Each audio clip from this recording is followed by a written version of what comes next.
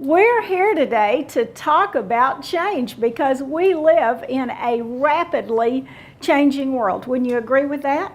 Things are not the same today as they were yesterday, and they're not going to be the same tomorrow as they are today.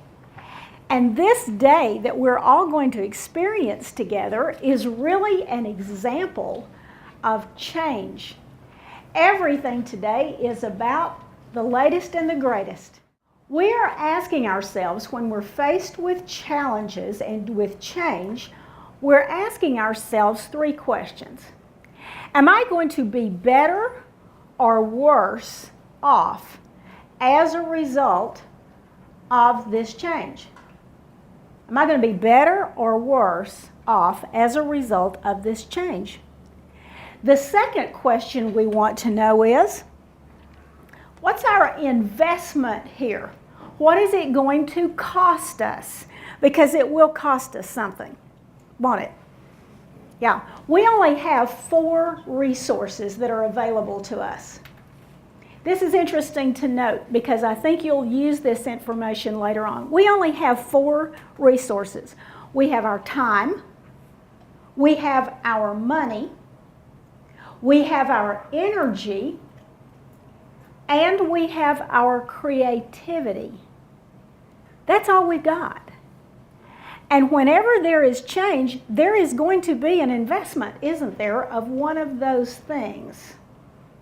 And sometimes we often see change as being a loss, that we have to lose something to gain something. And the third thing that we want to know is, what's the risk? What's the risk for me in this? What if I fail? What if I look stupid? What if I don't succeed in this? What if I'm not up to the challenge? What if I can't improve? So there's that risk factor. And at the same time, and there's not a blank for this because I want you to just write this in yourself somewhere, we need to look at the benefits.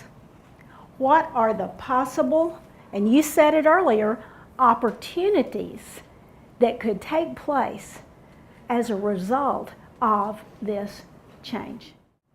Neuroscientists have discovered that our brain is almost like plastic. I like to think of it as a big wad of pink bubble gum. You know how you could pull it, or like saltwater taffy? You've ever seen those big machines that pull it? Our brain is very much like that.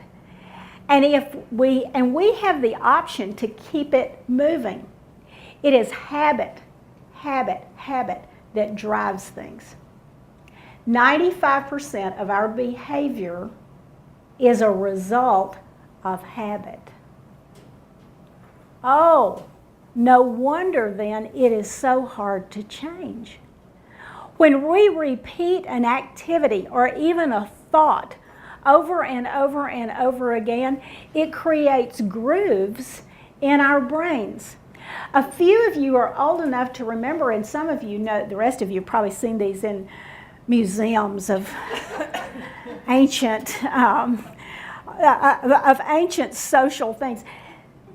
We used to have these long playing albums, these records. You guys have seen them anyway in pictures or in a movie or something. And they had grooves in them. And the way that it would play, Thomas Edison figured it out, that you put this needle down in the groove and it spins around, and as long as the needle stays in the groove, the music plays and life is good. Everything's easy, right? But sometimes if you disobeyed your mama and you didn't put that album back in its cover, in its jacket, it would get scratched. And then what would happen? It would skip, wouldn't it? You'd be listening to Elvis, and all of a sudden it would go, and you couldn't listen to the song anymore. We didn't like that, but it's a very good thing to know about because our brain is very much the same. We dig those grooves into our brains, and change comes along, and it's like a scratch across the record. And it makes us have to go get a new record, change the song, so to speak. We talked earlier about how some people adapt better to change, how some people react differently, and change does have different effects on different people. There are some folks who are like eggs. No, it hasn't been hard-boiled. I thought on the way down here, I probably should have boiled that egg just in case. If you're like an egg and change comes along, particularly if it's kind of a devastating change, and you get slammed down to the ground, what happens to you? Break. You break, and you're pretty much worthless, right? And there are some people who respond to major changes in their lives like that. They never get over it. We've had a hard week this week in this country, haven't we? There's some folks who have had some changes that none of us would ever want. And some of them are going to be like eggs. And we say out of our compassion, I understand that. I understand that. So some are going to be like eggs. Some, on the other hand, will be like oranges. And if you're more like an orange and you crash to the ground, what's going to happen to you? You're going to get bruised.